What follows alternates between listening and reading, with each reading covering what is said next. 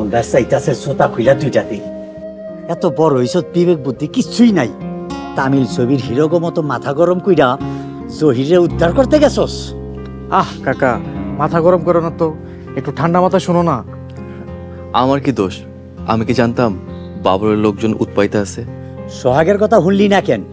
সোহাগ তোর 3 মাসের বড়। সোহাগের বিবেক বিবেচনা তোর চাইতে ভালো। সোহাগের কথা না হই না তুই ভুল করছস। ইচ্ছা করতেছে তোরে আমি।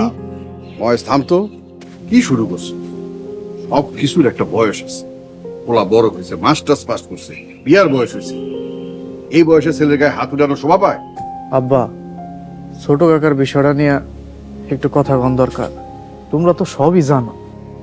রহিরের বিষয়টা নিয়ে এত মহাদিকদারিতে বললাম। আমি কি একটা মতামত দিতে পারি? তোর মতামতের গোষ্ঠী কি লয়? আমার কাছে একটা আইডিয়া আছে।